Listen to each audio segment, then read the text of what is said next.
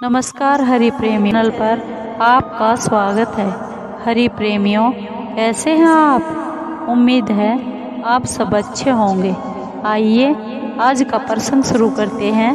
श्रीमद् भगवद गीता। हरि प्रेमियों, वीडियो को अंत तक जरूर देखना।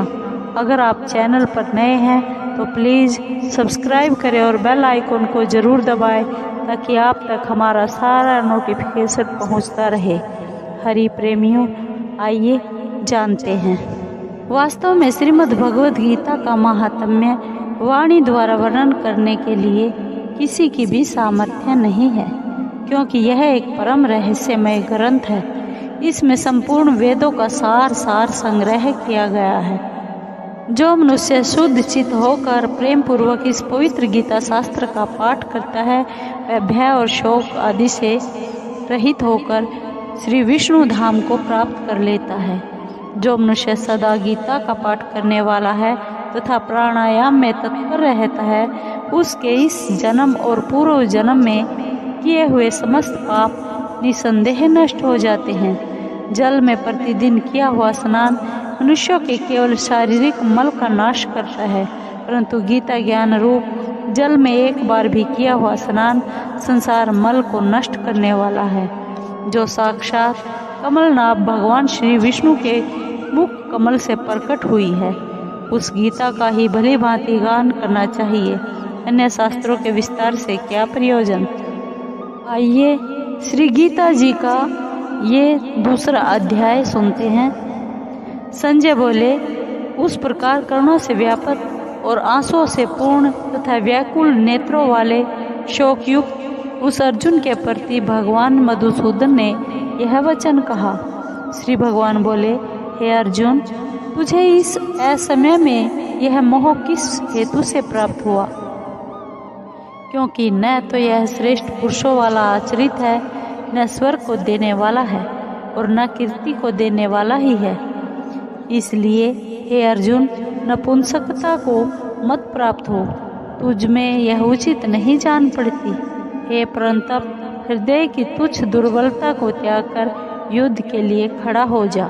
अर्जुन बोले, हे मधुसूदन, मैं रणभूमि में किस प्रकार बाणों से भीष्म पितामह और द्रोणाचार्य के विरुद्ध लड़ूंगा, क्योंकि हे हरिसूदन, वे दोनों ही पूजनीय हैं। इसलिए इन महानुभाव गुरुजनों को न मार कर मैं इस लोक में भिक्षा का अन्न भी खाना कल्याणकारक समझता हूँ, क्योंकि गुरुजनों को मारकर भी इस लोक में रुधिर से सने हुए अर्थ और काम रूप भोगों को ही तो भोगूंगा। हम यह भी नहीं जानते कि हमारे लिए युद्ध करना और ना करना इन दोनों में से कौन सा श्रेष्ठ है, अथवा यह भी नहीं जानते कि उन्हें हम जीतेंगे या हमको वे जीतेंगे। और जिनको मारकर हम जीना भी नहीं चाहते, वे ही हमारे आत्मीय धृतराष्ट्र के पुत्र हमारे मुकाबले में खड़े हैं। इसलिए कायरता रूप दोष से उपहत हुए स्वभाव वाला तथा धर्म के विषय में मोहित चित हुआ मैं आपसे पूछता हूँ कि जो साधन निश्चित कल्याणकारक हो वह मेरे लिए कहिए, क्योंकि मैं आपका शिष्य हूँ।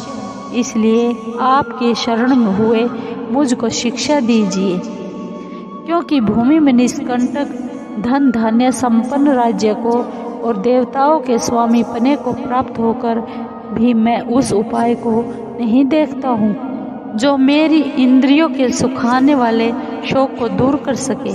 संजय बोले, हे राजन, निद्रा को जीतने वाले अर्जुन अंतर्यामी श्री कृष्ण महाराज के प्रति इस प्रकार कहकर फिर श्री गोविंद भगवान से युद्ध नहीं करूँगा यह स्पष्ट कहकर चुप हो गए। हे भरतवंशी धृतराष्ट्र, अंतर्यामी श्री कृष्ण महाराज दोनों सेनाओं के बीच में शोक करते हुए उस अर्जुन को हंसते हुए से यह वचन बोले। श्री भगवान बोले, हे अर्जुन, तू न शोक करने योग्य मनुष्यों के लिए शोक करता है और पंडितों के से वचनों को कहता है, परंतु जिनके प्राण चले गए हैं उनके लिए और जिनके प्राण नहीं गए हैं उनके लिए भी पंडित जन शोक नहीं करते हैं। न तो ऐसा ही है कि मैं किसी काल में नहीं था, तू नहीं था, अथवा ये राजा लोग नहीं थे, और न ऐसा ही है कि इससे आगे हम सब नहीं रहेंगे। जैसे जीवात्मा की इस देह में बालकपन, जवानी और वृद्धावस्था होती है, वैसे ही अन्य शरीर की प्राप्ति होती है। उस विषय में धीर पुरुष मोहित नहीं होता। हे कुंती पुत्र, सर्दी गर्मी और सुख दुख को देने वाले इंद्रिय और विषयों के संयोग से तो उत्पत्ति विनाशशील और अनित्य है। इसलिए हे भारत, उनको तू सहन कर, क्योंकि हे पुरुष श्रेष्ठ, दुख सुख को समान समझने वाले जिस धीर पुरुष को ये इंद्रिय और विषयों के संयोग व्याकुल नहीं करते, वह मोक्ष के योग्य होता है। असत वस्तु की तो सत्ता नहीं है और सत का अभाव नहीं है। इस प्रकार इन दोनों का ही तत्व ज्ञानी पुरुषों द्वारा देखा गया है। नाश रहित तो तू उसको जान जिससे यह संपूर्ण जगत दृश्य वर्ग व्यापक है। इस अविनाशी का विनाश करने में कोई भी समर्थ नहीं है। इस नाश रहित अप्रमेय नित्य स्वरूप जीवात्मा के ये सब शरीर नाशवान कहे गए हैं। इसलिए हे भरतवंशी अर्जुन, तू युद्ध कर। जो इस आत्मा को मारने वाला समझता है तथा जो इसको मरा मानता है, वे दोनों ही नहीं जानते, क्योंकि यह आत्मा वास्तव में न तो किसी को मारता है और न किसी के द्वारा मारा जाता है। यह आत्मा किसी काल में भी न तो जन्मता है और न ही मरता है, तथा न यह उत्पन्न होकर फिर होने वाला ही है, क्योंकि यह जन्मा नित्य सनातन और पुरातन है। शरीर के मारे जाने पर भी यह नहीं मारा जाता। हे पृथापुत्र अर्जुन, जो पुरुष इस आत्मा को नाश रहित, नित्य, अजन्मा और अव्यय जानता है, वह पुरुष कैसे किसको मरवाता है और कैसे किसको मारता है। जैसे मनुष्य पुराने वस्त्रों को त्याग कर दूसरे नए वस्त्रों को ग्रहण करता है, वैसे ही जीवात्मा पुराने शरीरों को छोड़कर दूसरे नए शरीरों को प्राप्त होता है। इस आत्मा को शस्त्र नहीं काट सकते, इसको आग नहीं जला सकती, इसको जल नहीं गला सकता और वायु नहीं सुखा सकती, क्योंकि यह आत्मा अच्छेद्य है। यह आत्मा अदाह्य है, अक्लेद्य है और निसंदेह अशोष्य है, तथा यह आत्मा नित्य, सर्वव्यापी, अचल, स्थिर रहने वाला और सनातन है। यह आत्मा अव्यक्त है, यह आत्मा अचिंत्य है और यह आत्मा विकार रहित कहा जाता है। इसे हे अर्जुन, इस आत्मा को उपर्युक्त प्रकार से जानकर तू शोक करने को योग्य नहीं है, अर्थात तुझे शोक करना उचित नहीं है। किंतु यदि तू इस आत्मा को सदा जन्मने वाला तथा सदा मरने वाला मानता हो, तो भी हे महाभाव, तू इस प्रकार शोक करने को योग्य नहीं है, क्योंकि इस मान्यता के अनुसार जन्मे हुए की मृत्यु निश्चित है और मरे हुए का जन्म निश्चित है। इससे भी इस बिना उपाय वाले विषय में तू शोक करने को योग्य नहीं है। हे अर्जुन, संपूर्ण प्राणी जन्म से पहले अप्रकट थे और मरने के बाद भी अप्रकट हो जाने वाले हैं। केवल बीच में ही प्रकट है, फिर ऐसी स्थिति में क्या शोक करना है। कोई एक महापुरुष ही इस आत्मा को आश्चर्य की भांति देखता है और वैसे ही दूसरा कोई महापुरुष ही इसके तत्व का आश्चर्य की भांति वर्णन करता है, तथा दूसरा कोई अधिकारी पुरुष ही इसे आश्चर्य की भांति सुनता है और कोई तो सुनकर भी इसको नहीं जानता। हे अर्जुन, यह आत्मा सबके शरीरों में सदा ही अवध्य है। इस कारण संपूर्ण प्राणियों के लिए तू शोक करने के लिए योग्य नहीं है, तथा अपने धर्म को देखकर भी तू भय करने योग्य नहीं है, अर्थात तुझे भय नहीं करना चाहिए, क्योंकि क्षत्रिय के लिए धर्म युक्त युद्ध से बढ़कर दूसरा कोई कल्याणकारी कर्तव्य नहीं है। हे पार्थ, अपने आप प्राप्त हुए और खुले हुए स्वर्ग के द्वार इस प्रकार के युद्ध को भाग्यवान क्षत्रिय लोग ही पाते हैं। किंतु यदि तू इस धर्म युक्त युद्ध को नहीं करेगा, तो सब धर्म और कीर्ति को खोकर पाप को प्राप्त होगा, तथा सब लोग तेरी बहुत काल तक रहने वाली अपकीर्ति का भी कथन करेंगे। और माननीय पुरुष के लिए अपकीर्ति मरण से भी बढ़कर है। और जिनकी दृष्टि में तू पहले बहुत सम्मानित होकर अब लघुता को प्राप्त होगा, वे महारथी लोग तुझे भय के कारण युद्ध से हटा हुआ मानेंगे। तेरे वैरी लोग तेरे सामर्थ्य की निंदा करते हुए तुझे बहुत से न कहने योग्य वचन भी कहेंगे। उससे अधिक दुख और क्या होगा? या तो तू युद्ध में मारा जाकर स्वर्ग को प्राप्त होगा अथवा संग्राम में जीतकर पृथ्वी का राज्य भोगेगा। इस कारण हे अर्जुन, तू युद्ध के लिए निश्चय कर और खड़ा हो जा। जय पराजय, लाभ हानि और सुख दुख को समान समझकर उसके बाद युद्ध के लिए तैयार हो जा। इस प्रकार युद्ध करने से तू पाप को प्राप्त नहीं होगा। हे पार्थ, यह बुद्धि तेरे ज्ञान योग के विषय में कही गई है और अब तू इसको कर्म योग के विषय में सुन। जिस बुद्धि से युक्त हुआ तू कर्मों को, बंधन को भली भांति त्याग देगा अर्थात सर्वथा नष्ट कर डालेगा। इस कर्म योग में आरंभ का अर्थात बीज का नाश नहीं है और उल्टा फल रूप दोष भी नहीं है, बल्कि इस कर्म योग रूप धर्म का थोड़ा सा भी साधन जन्म मृत्यु रूप महान भय से रक्षा कर लेता है।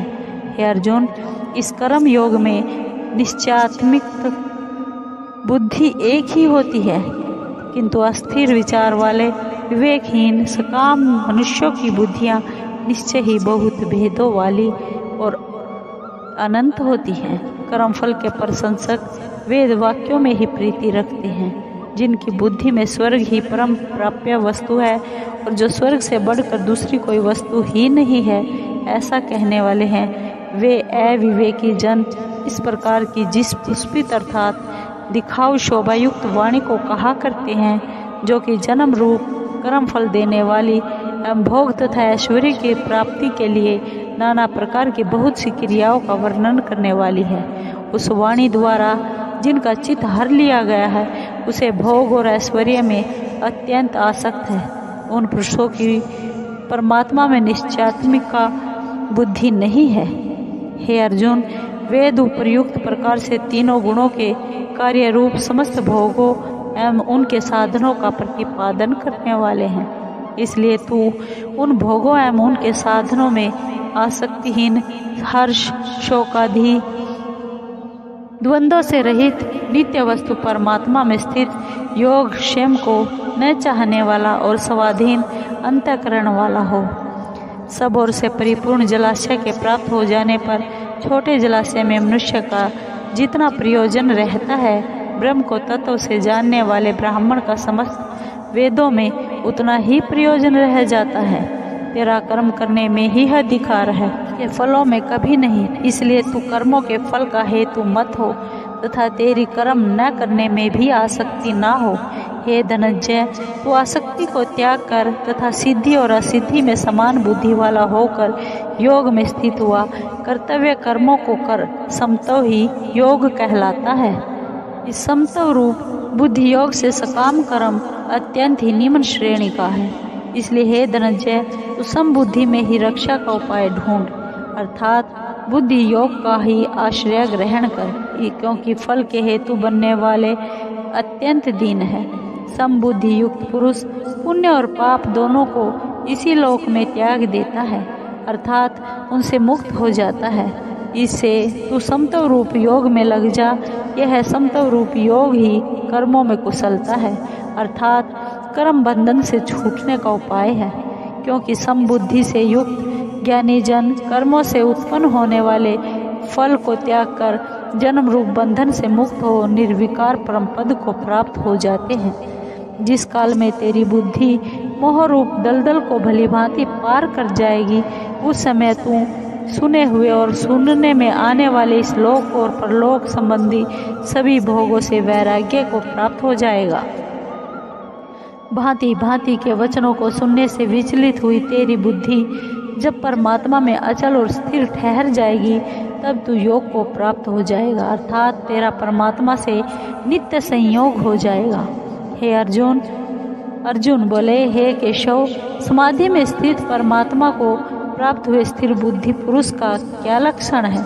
वह स्थिर बुद्धि पुरुष कैसे बोलता है, कैसे बैठता है और कैसे चलता है। श्री भगवान बोले, हे अर्जुन, जिस काल में यह पुरुष मन में स्थित संपूर्ण कामनाओं को भलीभांति त्याग देता है और आत्मा से आत्मा में ही संतुष्ट रहता है, उस काल में वह स्थित प्रज्ञ कहलाता है। दुखों की प्राप्ति होने पर जिसके मन में उद्वेग नहीं होता, सुखों की प्राप्ति में जो सर्वथा निष्क्रिय है तथा जिनके राग, भय और क्रोध नष्ट हो गए हैं, ऐसा मुनि स्थिर बुद्धि कहा जाता है। जो पुरुष सर्वत्र स्नेह रहित हुआ, उस शुभ या अशुभ वस्तु को प्राप्त होकर न प्रसन्न होता है और न ही द्वेष करता है, उसकी बुद्धि स्थिर है। और कछुआ सब ओर से अपने अंगों को जैसे समेट लेता है, वैसे ही जब यह पुरुष इंद्रियों के विषयों से इंद्रियों को सब प्रकार से हटा लेता है, तब उसकी बुद्धि स्थिर है, ऐसा समझना चाहिए। इंद्रियों के द्वारा विषयों को ग्रहण न करने वाले पुरुष के भी केवल विषय तो निवृत्त हो जाते हैं, परंतु उनमें रहने वाली आसक्ति निवृत्त नहीं होती। इस स्थित प्रज्ञा पुरुष की तो आसक्ति भी परमात्मा का साक्षात्कार करके निवृत्त हो जाती है। हे अर्जुन, आसक्ति का नाश न होने के कारण ये परमथन स्वभाव वाली इंद्रियां यत्न करते हुए बुद्धिमान पुरुष के मन को बलात् हर लेती है।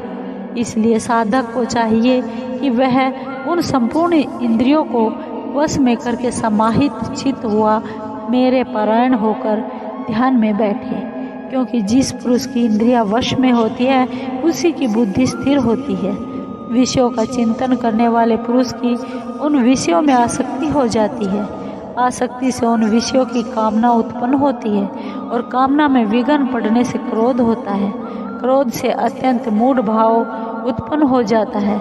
मूढ़ भाव से स्मृति में भ्रम हो जाता है। स्मृति में भ्रम हो जाने से बुद्धि अर्थात ज्ञान शक्ति का नाश हो जाता है और बुद्धि का नाश हो जाने से यह पुरुष अपनी स्थिति से गिर जाता है।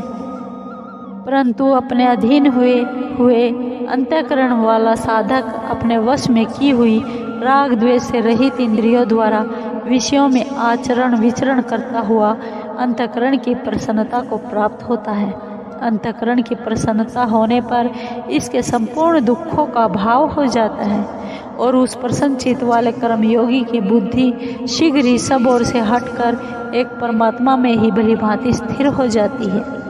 न जीते हुए मन और इंद्रियों वाले पुरुष में निश्चयात्मिका बुद्धि नहीं होती और उस अयुक्त मनुष्य के अंतःकरण में भावना भी नहीं होती तथा भावनाहीन मनुष्य को शांति नहीं मिलती और शांति रहित मनुष्य को सुख कैसे मिल सकता है, क्योंकि जैसे जल में चलने वाली नाव को वायु हर लेती है, वैसे ही विषयों में विचरती हुई इंद्रियों में से मन जिस इंद्रिय के साथ रहता है, वह एक इंद्रिय इस अयुक्त पुरुष की बुद्धि को हर लेती है।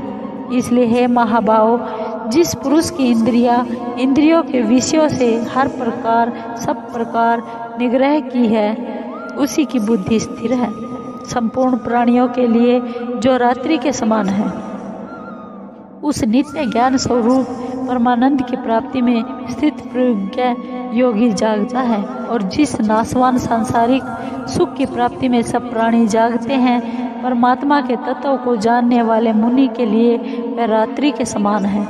जैसे नाना नदियों के जल सब ओर से परिपूर्ण अचल प्रतिष्ठा वाले समुद्र में उसको विचलित न करते हुए ही समा जाते हैं, वैसे ही सब भोग जिस स्थित प्रज्ञा पुरुष में किसी प्रकार का विकार उत्पन्न किए बिना ही समा जाते हैं, वैसे वही पुरुष परम शांति को प्राप्त होता है, भोगों को चाहने वाला नहीं। जो पुरुष संपूर्ण कामनाओं को त्याग कर ममता रहित, अहंकार रहित और सप्रिया रहित हुआ विचरता है, वही शांति को प्राप्त होता है, अर्थात वह शांति को प्राप्त हो जाता है। हे अर्जुन, यह ब्रह्म को प्राप्त हुए पुरुष की स्थिति है। इसको प्राप्त होकर योगी कभी मोहित नहीं होता और अंतकाल में भी इस ब्रह्मी स्थिति में स्थित होकर ब्रह्मानंद को प्राप्त हो जाता है। हरि प्रेमियों,